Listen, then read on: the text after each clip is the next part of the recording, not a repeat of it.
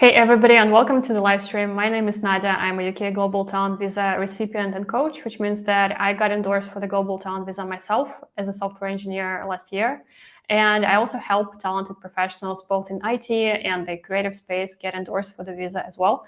So if this is something that you're interested in, if in general you're interested in moving to the UK, please stay in touch with me. You can see my YouTube channel on the screen. It's at Hope, which is, I think, the best place to follow all the content that I create about this visa. And in general, connect with me on LinkedIn. All the links to do that are in the description box, whatever you're watching this stream. So today is a special live stream, and probably my most favorite type of live streams, which is a client story, where I will be talking to my actual client who recently got endorsed for the Global Talent Visa. And we'll talk about both the process of getting the visa and also the process of working with me.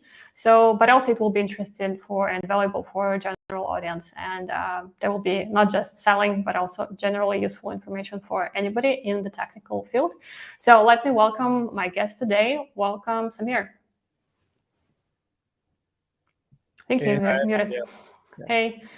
Hey, yes, thank you so much for recording this and spending your time on a Saturday morning with us. I do appreciate it.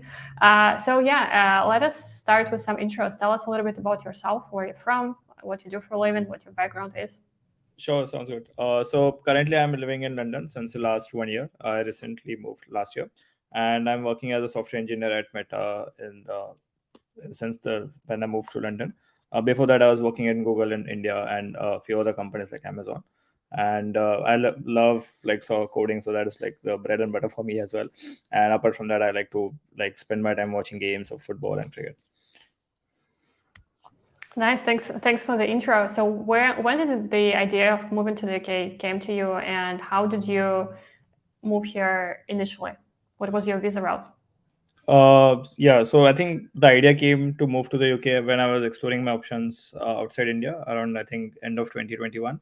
So I had the option of moving to US on a L1 visa internally through Google, but I think that posed a channel that I could not change my companies.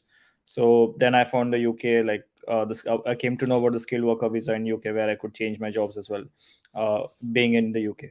So at that time, then I interviewed for Meta and came to the UK on the skilled worker visa, which is a tier 2 visa. So what was your experience like getting the visa? Was it difficult for you? And did you face any limitations while you were on it?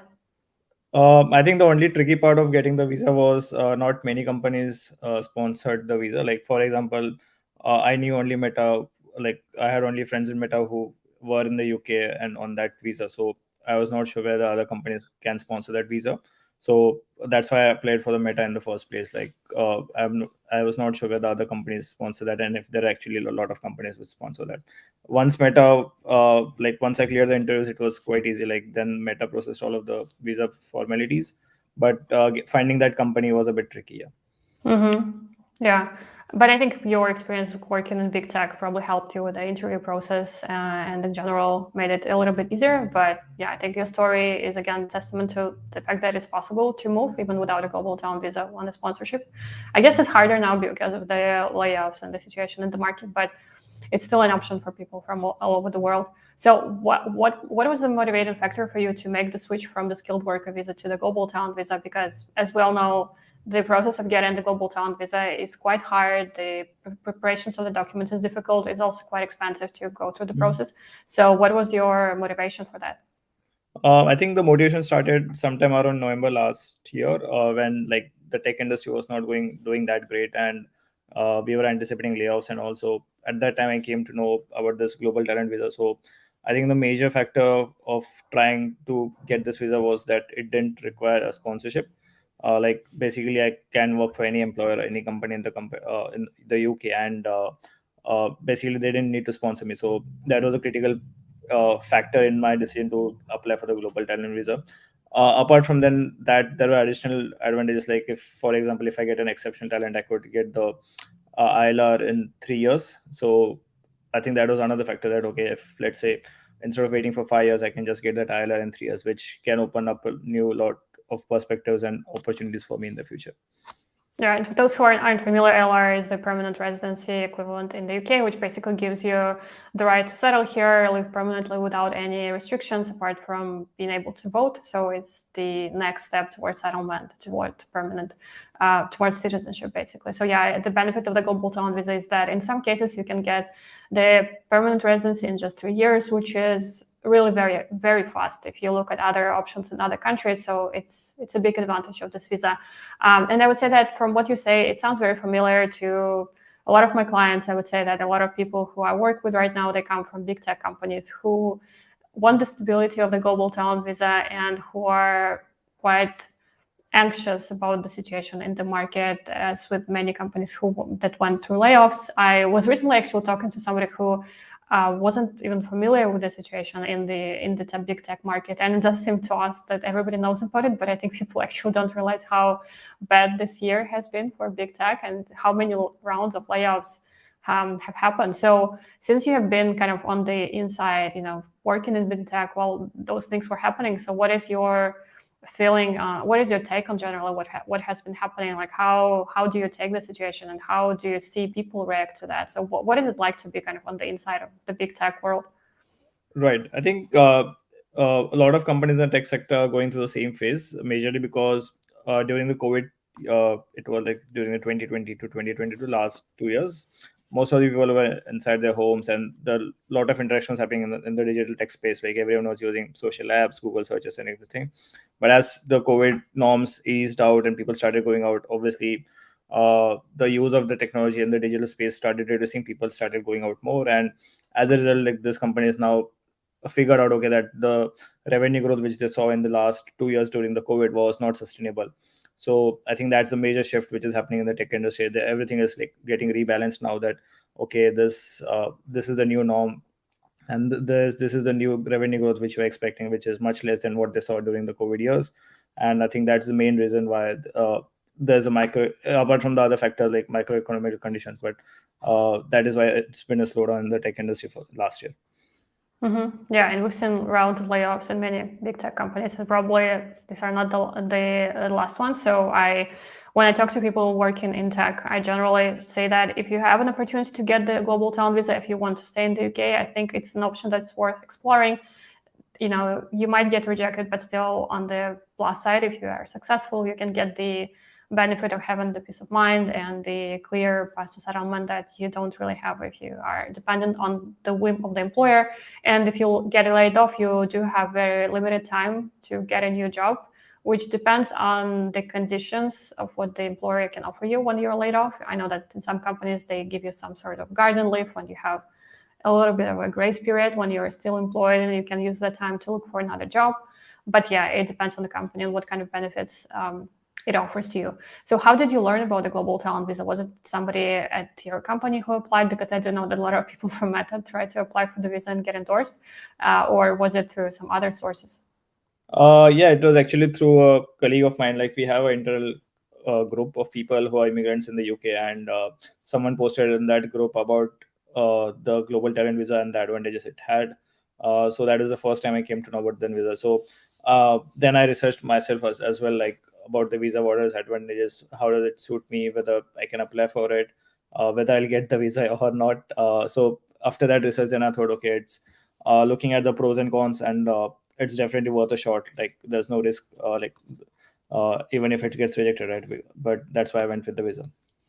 Yeah. So while doing your research, I guess you came across me somehow. I don't know how, but you did. So we started with the strategy session, I think, or did we also have a discovery call?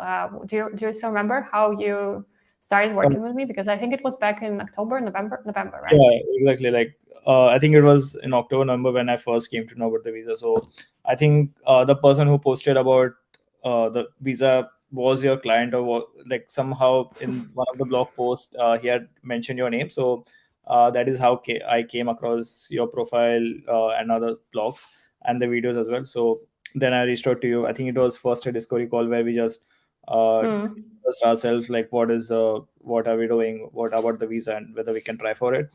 But after talking to you, I definitely got that bit of a confidence and the boost. Okay, like look, like I think the main factor in that discovery call was my doubts whether I'll get the visa or not. So after the call, I realized that I have a good chance of getting the visa. So that's why then I set up a strategy session with you. We discussed that, and then we went ahead with the review package and others. Yeah.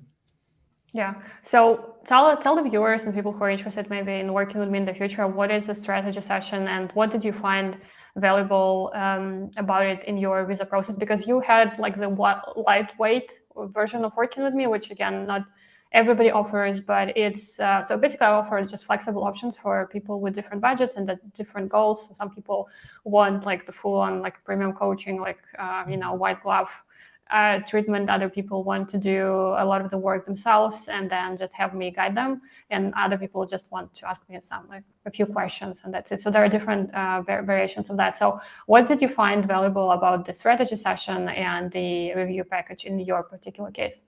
Sure. I think I can tell the journey itself completely. So I think in November when we had the strategy session, it was basically a session where I and Nadia discussed the multiple options which are there to apply for the visa, like multiple criteria.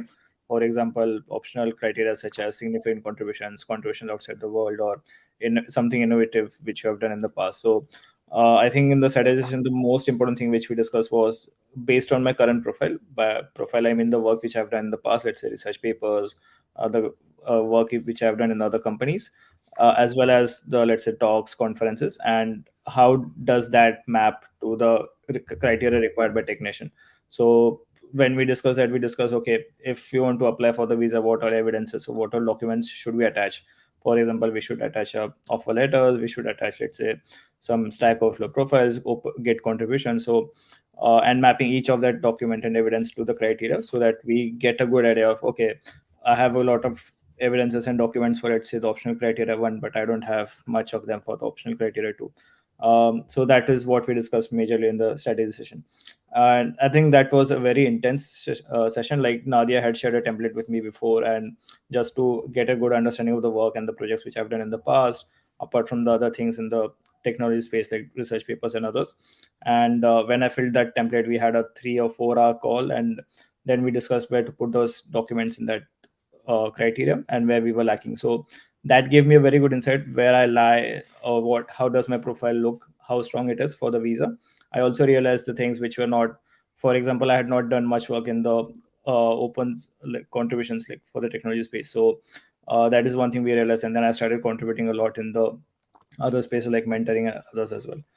After November, then I started building my profile. Like I started my mentoring on ADP list. I gave some core mentor talks.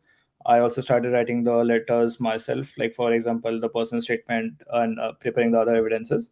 I sent out the request to I reached out to my referrals, for example, to ask them if they could refer me, like the people or senior engineers who I had worked with in the past. And I think it was around March that I had all these documents. I got the letters of recommendation from them. I had built some good profile on mentoring and others, and that's when I reached out to Nadia again for the review package. So in the review package, what happens is basically I prepare all the docs, and then I share with Nadia for the feedback. So she went thoroughly with all of the documents and told me, okay, this looks strong, this is not good, or maybe you can change this. Basically in the personal statement, which is very important for the application. So, and apart from the other evidences, like if I was attaching, let's say, my pay details, so she mentioned like this is good, but you can add this metric as well. And all the 10 documents which I had, so she reviewed it thoroughly. And after that review was done, after the questions, then I applied on the 31st of March. Excellent. A very quick summary of a process that was in reality, I think, quite long and intense. Yeah, let's talk about I'm really happy that you reached out to me, and I'm of course happy that you got endorsed. Congrats on that. I know it's a big achievement. So yeah, let's talk about the details of it. So I think you mentioned that we ended up choosing the second and the like traditional third criteria for your visa. So which was, the first one was the contributions to the field of tech outside of your 9 to 5, and then the other one was your contributions to the growth of digital technology businesses. So maybe you could give us some ideas of which kind of documents did you use for the second criteria. You alluded to mentoring, but maybe you could give more details as to what kind of evidences can people use to successfully meet the criteria for the talent route. Right.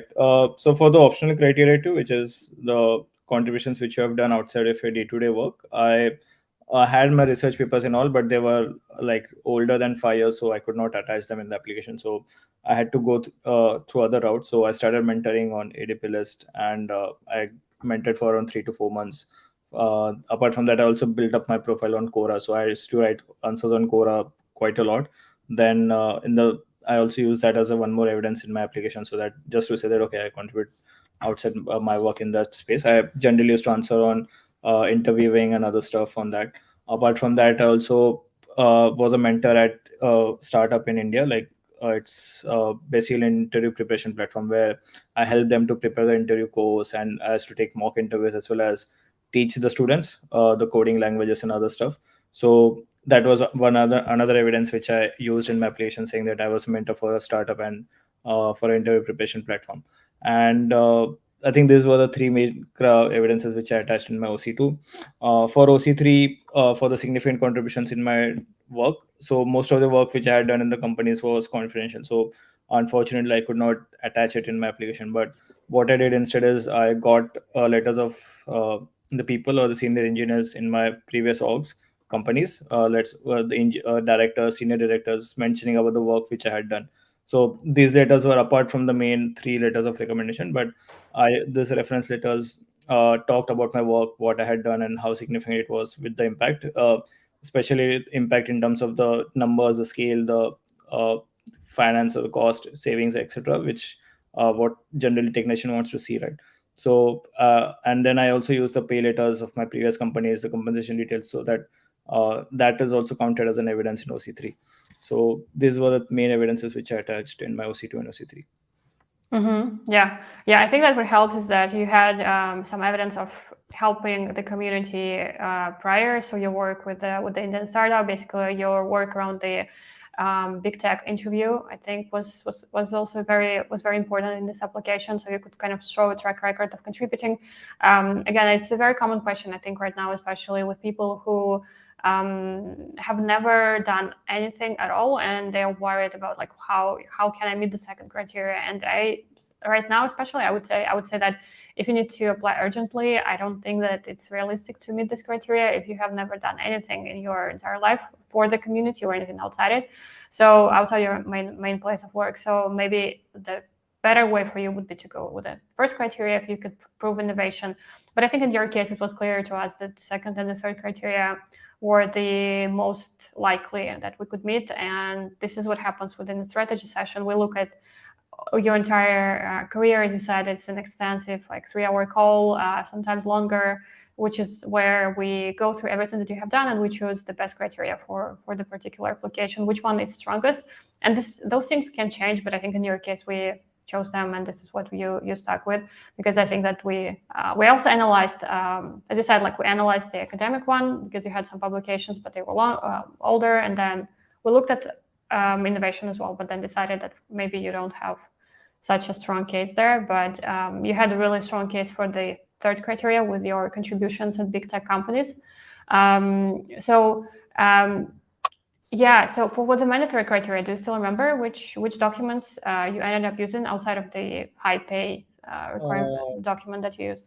Yes. So for the mandatory criteria, I had a few videos on YouTube, which are mostly interviews by the interview preparation platforms or channels about my experiences. Like I had worked in Amazon, Google, and Meta. So basically, they were interested in my experience of working in these three companies and how to crack the interviews for them.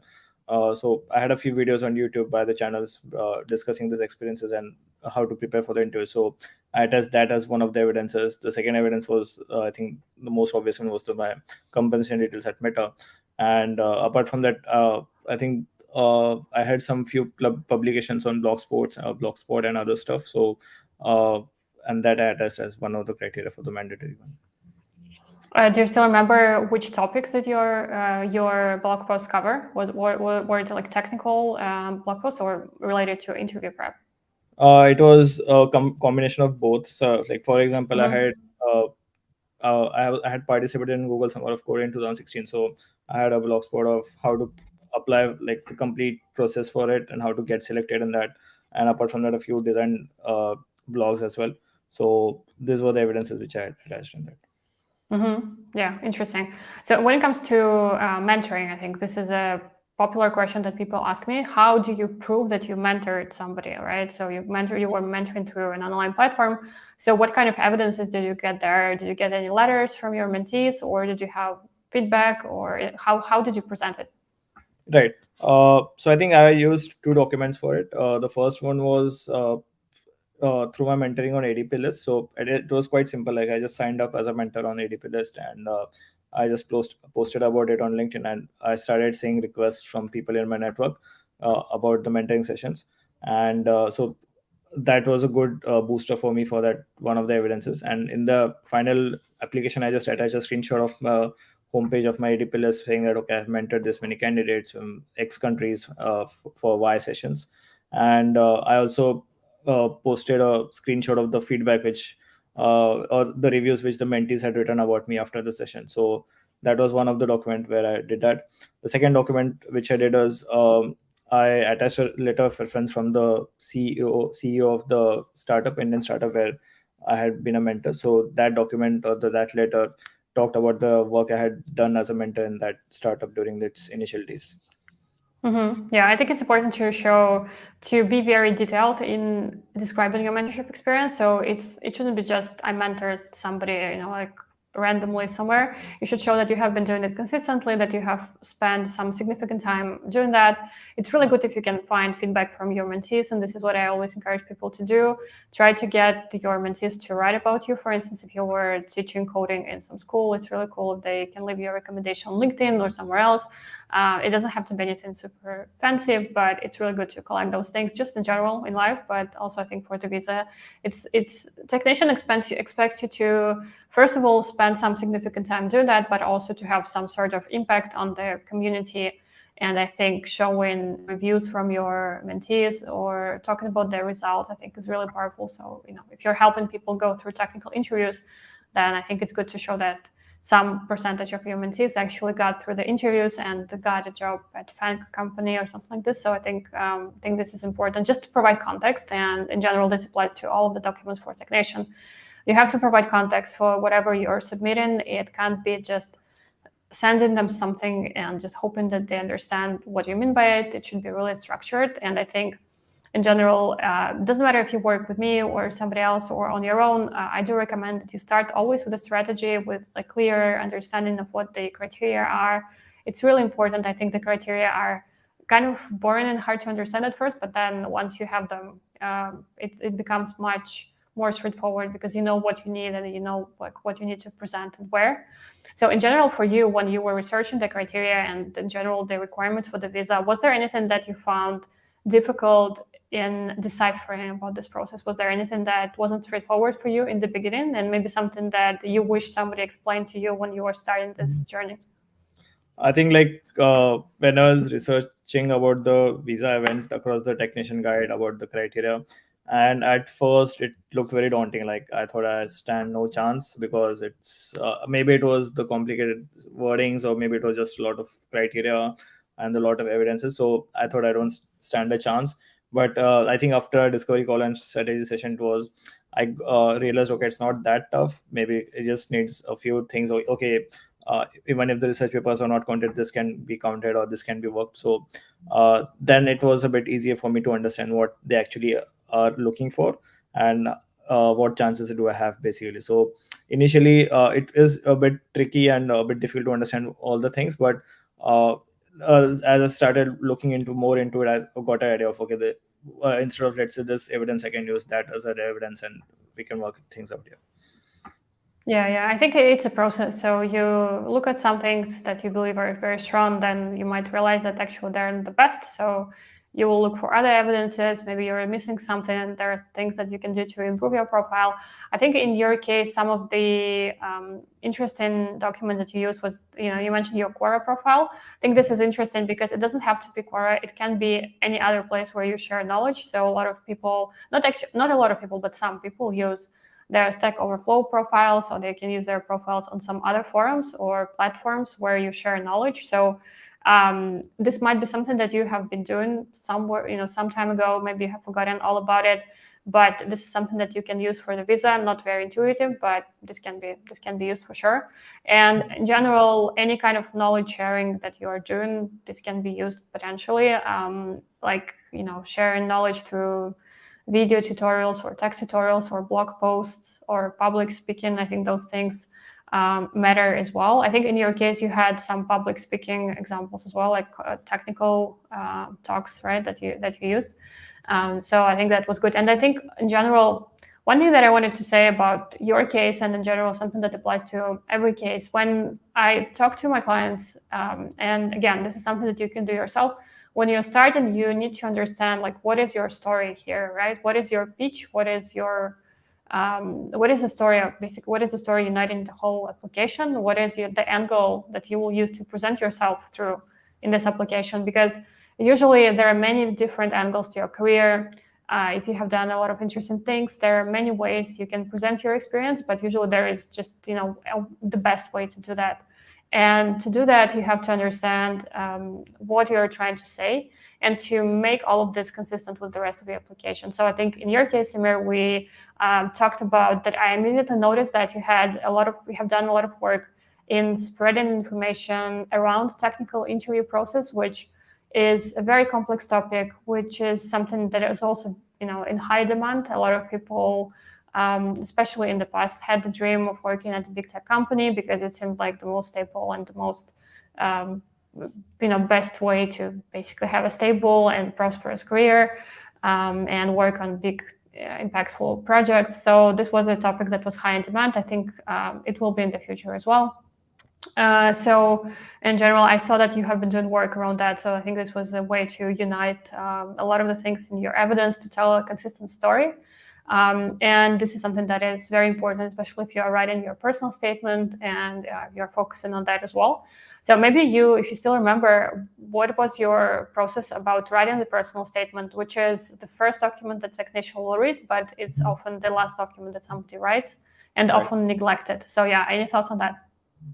Right. I think the personal statement was really the one tricky one where I had to put all my thoughts in the word limit which they had. So basically, I just divided into 3 sections. Like first 10 to 20% was about just an introduction of myself, what I've done in like a brief introduction. The next 20 to 30% was, I guess, the work which I've been doing in the past and my experience till now. And let's say, for example, I added the details of where I'm staying right now, like why do I like London, UK more, and why I moved to the UK in the first place. And the next 30% was about what would I do if I get the talent visa. So basically, like what are my thoughts, what are my reasons for getting the visa, and what are my intentions after getting the visa. So I divided my doc in these 3 sections, and then I wrote it up. And again, it was a bit word crunch because I had to fit in the word limit. But I guess like dividing this into 3 sections helped me to basically put all my thoughts in those 3 sections. Yeah, I think that the word limit is something that trips a lot of people, but you do have to remember that it's 1,000 words, so that you can't do over it because you have to copy paste your personal statement into the form on Technation website, so you don't attach it as a PDF. So that's the only document that you copy paste. So which means that there is a word limit and you won't be able to fit anything else there. It won't help if you have a tiny font or anything like that.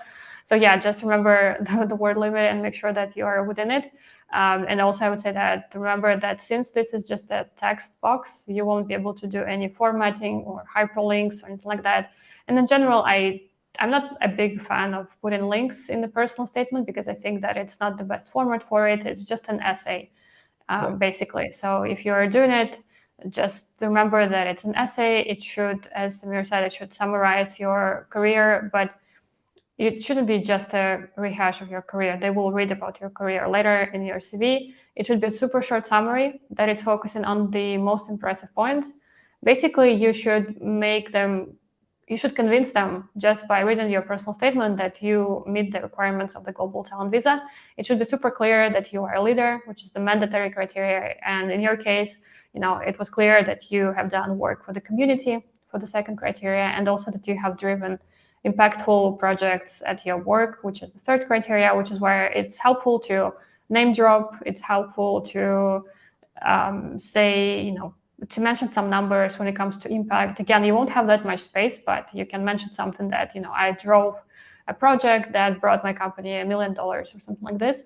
And then, as you said, it should be about how you plan to use the opportunity of the visa and what you plan to do, what your plans are.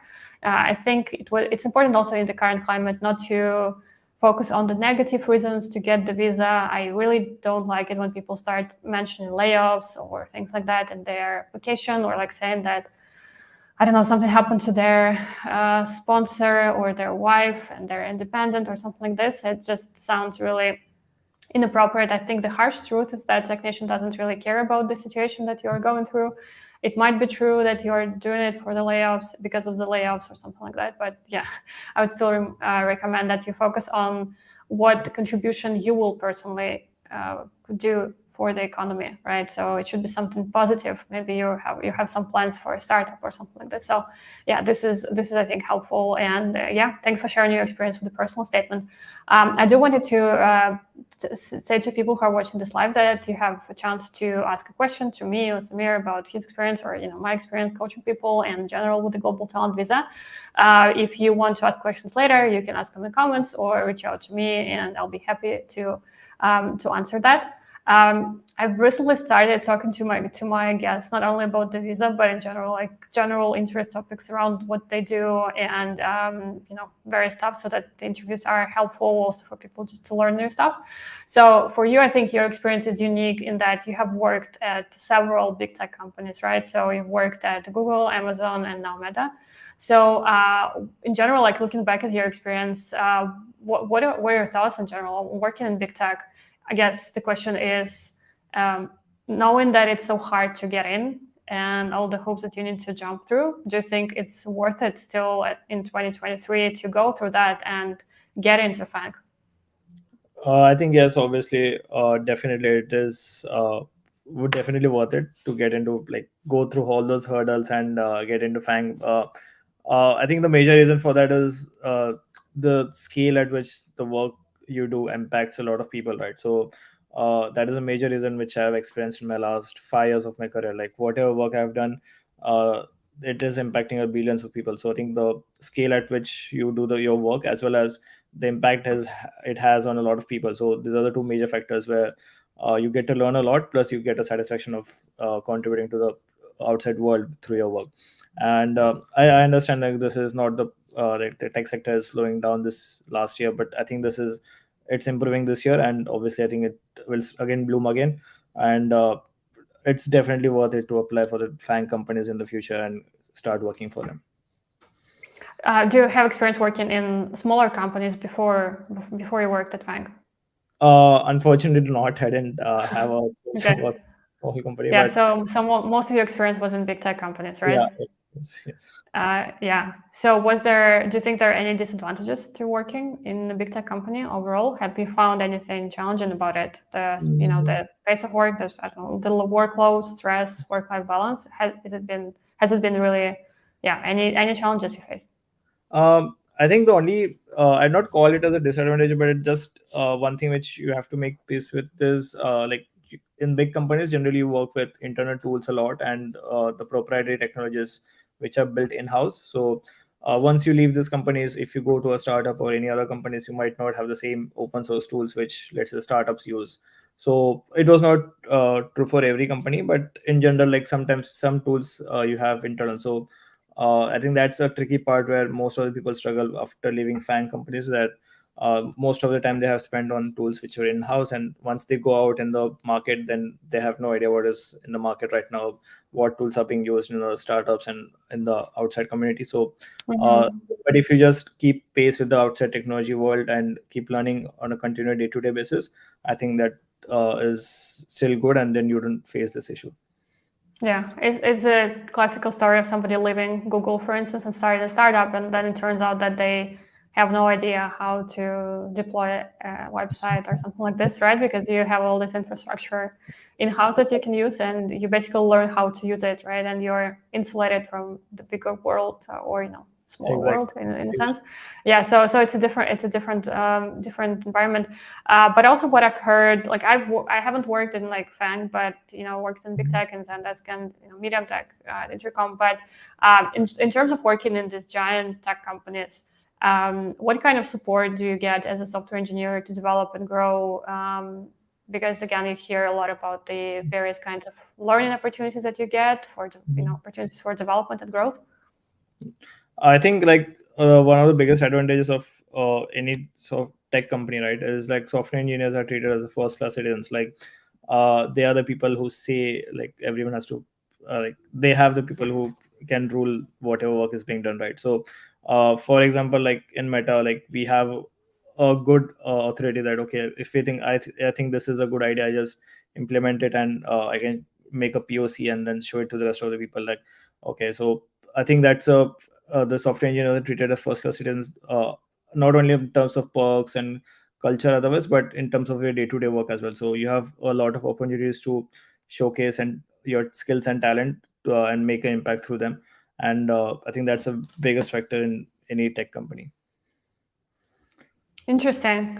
I guess the next big topic or the big question is the interview process and going through the tech interview process at the big tech companies. So this is something that you have spoken a lot about and written about.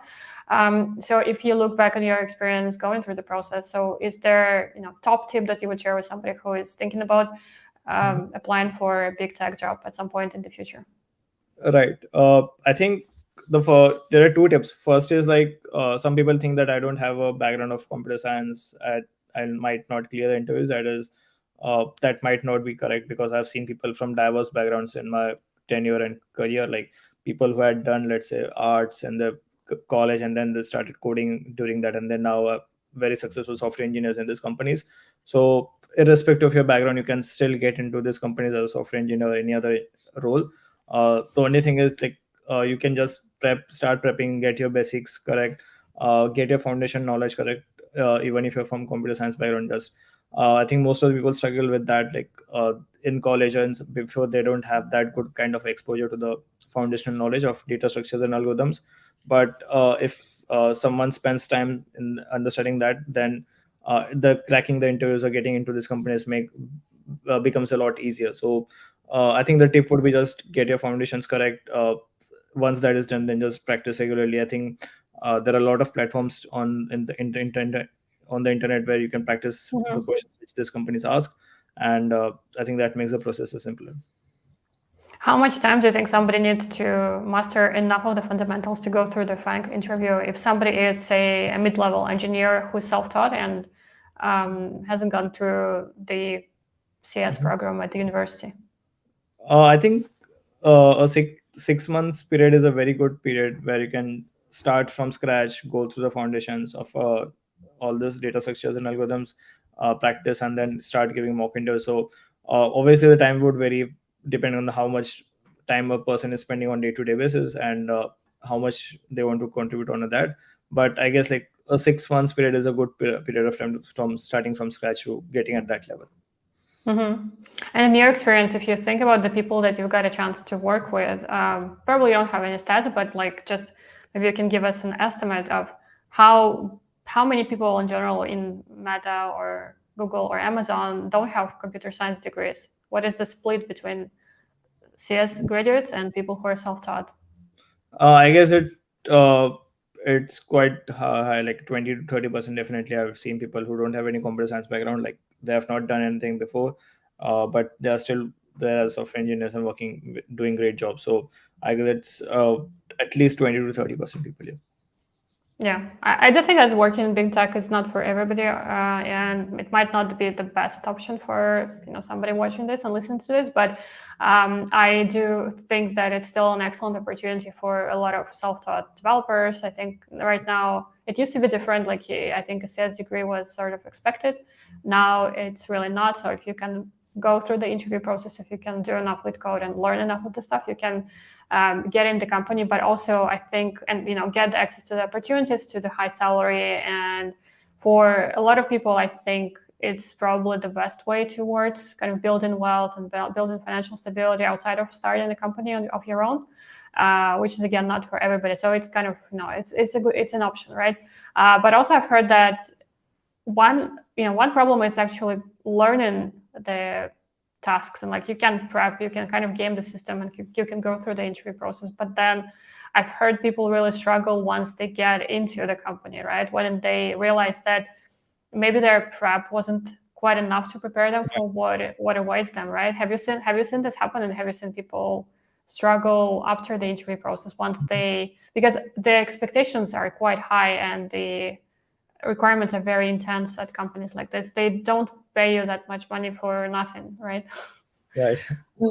So I think like I've talked this before also, but I think the funny point of working in tech companies, like the questions we prepare for your interviews, the type of coding questions, and it's completely different from the actual work which you do. Like for example, if you're preparing for binary search trees and other stuff in your interviews, it's very rare that you will actually work on this stuff in your day-to-day work and when once you join the company. So that is why I mentioned, like it's always good to have your basics and foundations good, so that irrespective of the company, you will always succeed in your work.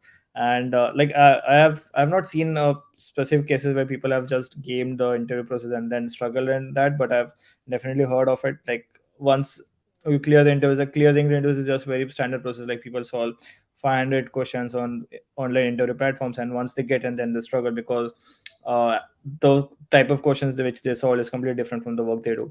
And then the work which you do requires good knowledge of the operating systems, networks, data structure algorithms, which all these things you don't prepare during just solving the random high number of questions on the interview preparation platforms. So but if you just prepare your foundations well, the basics well, I think it definitely helps in the long term for your work. Mm-hmm. Yeah, definitely. I think it's important to realize that the work is intense, and it's not just you get in and you don't do anything and you just I don't know, rest and rest. Like you have to do a lot of work that is very demanding and very serious. So yeah, I think it's good to be mentally prepared for what awaits you. And I also think that you should be going to those big companies if you should have like a genuine interest in coding, because I think if you're just doing it for the high salary, then it will get really tough and really boring very soon.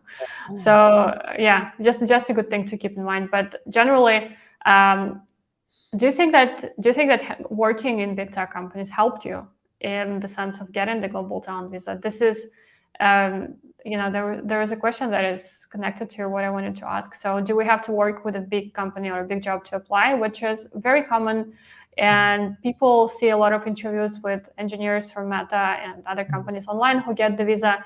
And I've done my own fair share of interviewing programmers from Meta, because again, a lot of people apply, and I help people as well. And I just know people from Meta who go through this route. So do you think that your experience and working in big tech companies helped you? And do you think that it's a requirement to work in a big tech company? Right. So I think the first question is like whether my experience of working in big tech companies helped or not. I think yes, it definitely helped. I think the only reason is because of the impact I was able to create through my work in those companies. So that was a major selling point which I got in my application. In terms of the number of dollars, in terms of the number of people impacted, and in terms of, let's say, the improvements which I had through my work on, let's say, Google search or other applications of Meta. So yes, I think it definitely helped in my application. And but the second part of the question is do you need to work at a big company and a big job to apply? I think the answer is definitely no. You don't need to work at a big company.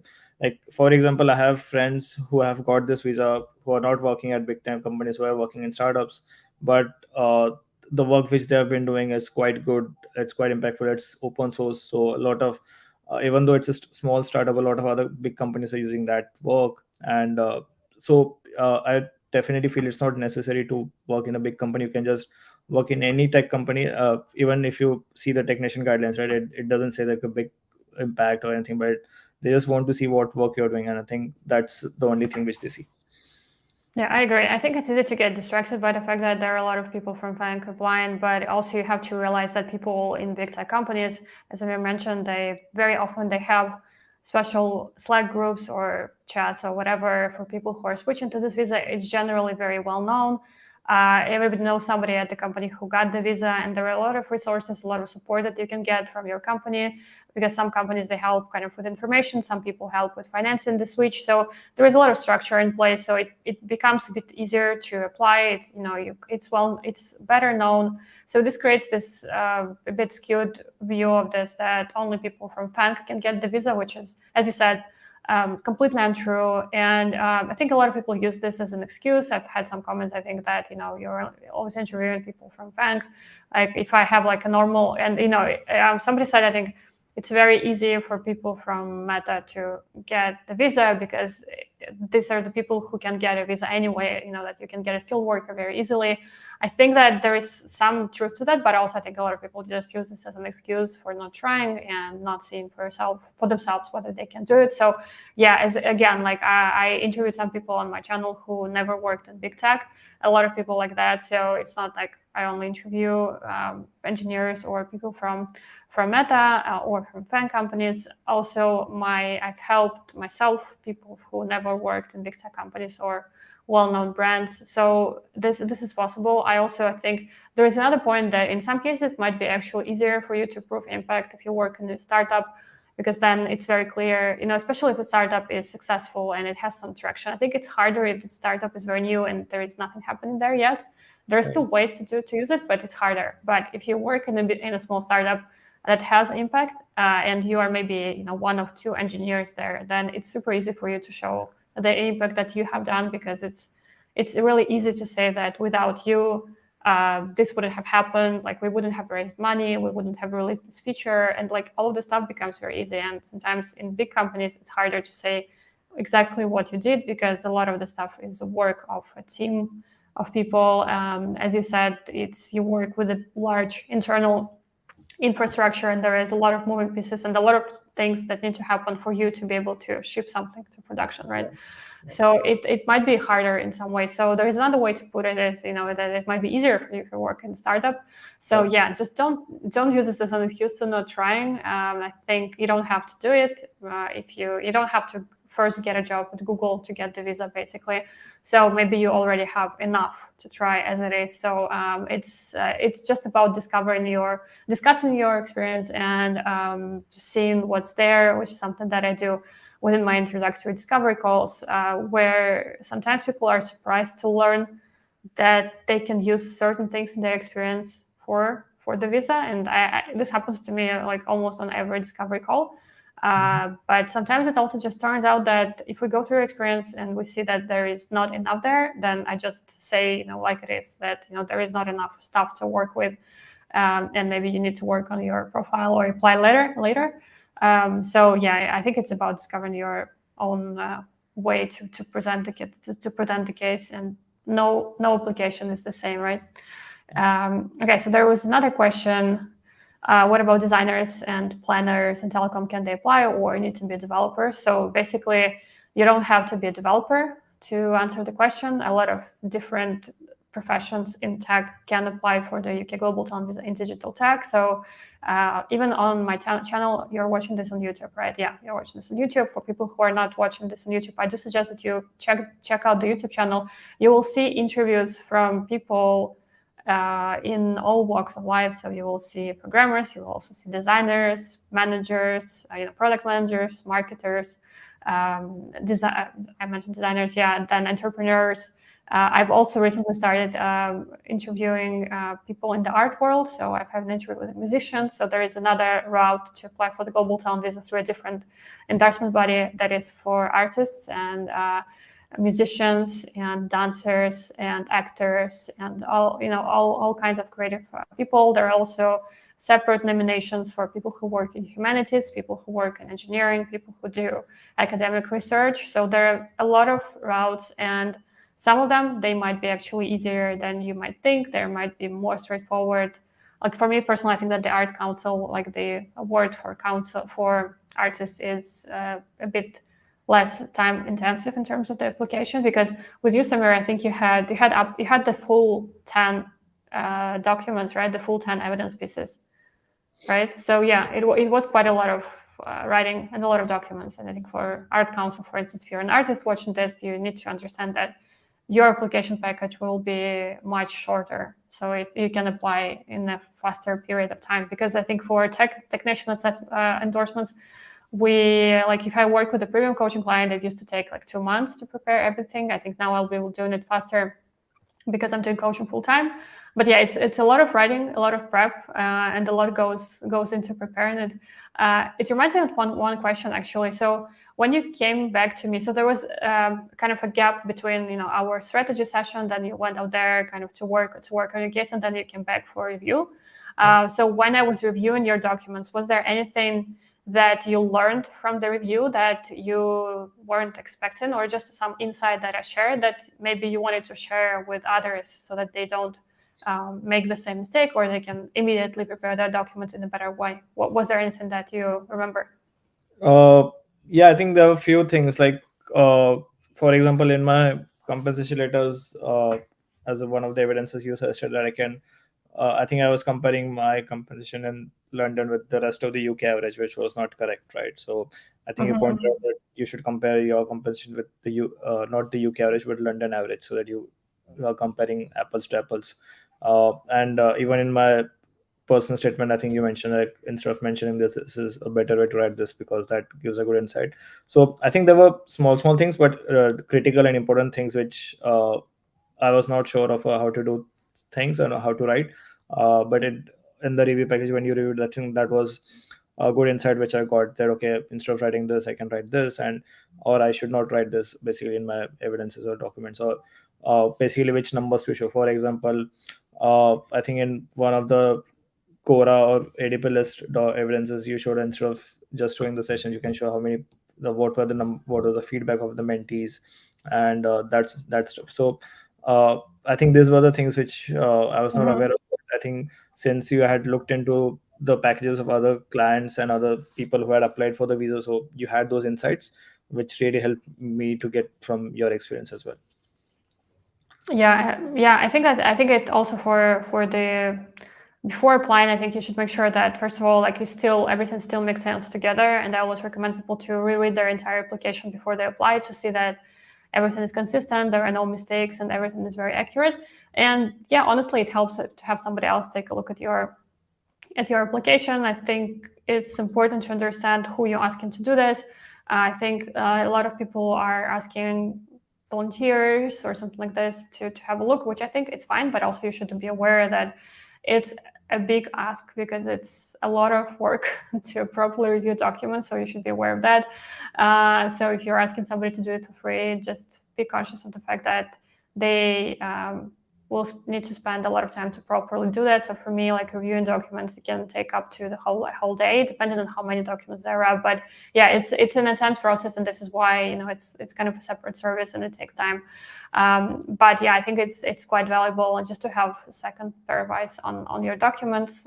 When I like to tell the story that when I was applying for the visa, I was doing it on my own, and while it was really helpful for me to do all of this research, which clearly helps me now to advise others, but there was also this little element of doubt when I was applying, whether everything was done correctly, and you just can't help feel that, what if I made some sort of mistake, and it's good to have somebody just say, okay, that's good, just apply. So yeah, at least that's the way I like to think about it, and that's what people tell me. So yeah, I was really happy to help you kind of ease your mind and get endorsed, which is, again, also an awesome achievement. I think we also had another question. There was a comment, not a question. What a great guest, straight talker, to the point. I agree. So yeah, if you're also watching this live and you enjoyed the episode, let us know and leave a comment. And there was another question.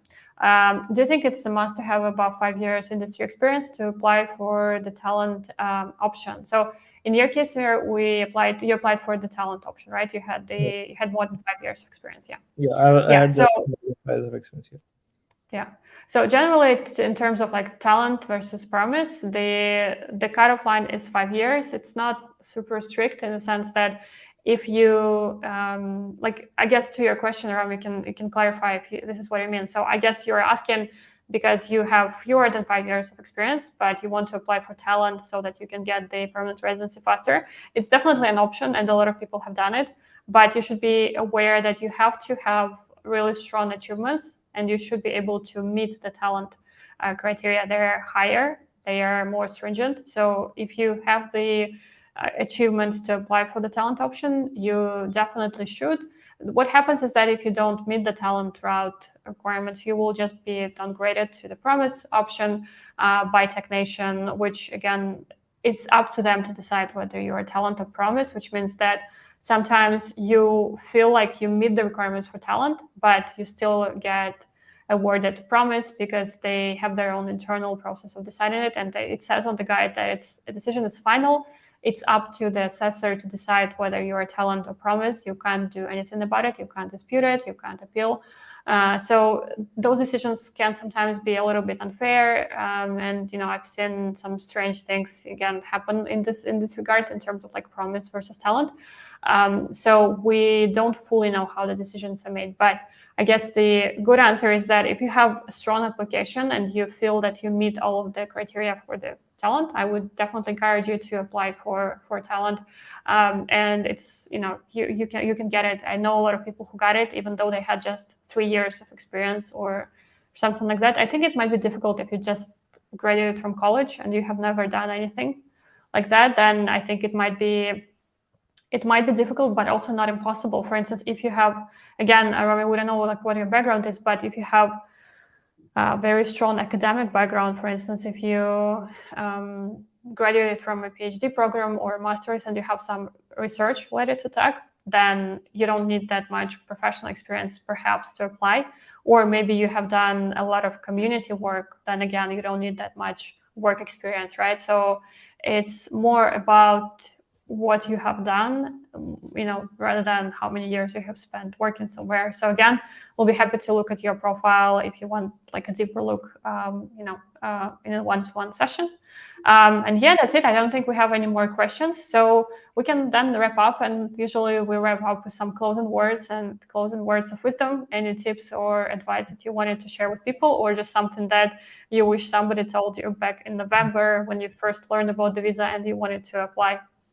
I think the golden words can be like for all the people thinking whether I should apply or not is like, I would say that the biggest risk is taking no risk. So just go ahead and apply and don't care about the outcome. Just take that risk. Yeah, I agree. And we got thank you. So I guess we answered the question well. So that's great. Yeah, I agree. I think the biggest risk is not taken the risk, as you said. I think that my life would be very different if I didn't take the risk of applying for the visa.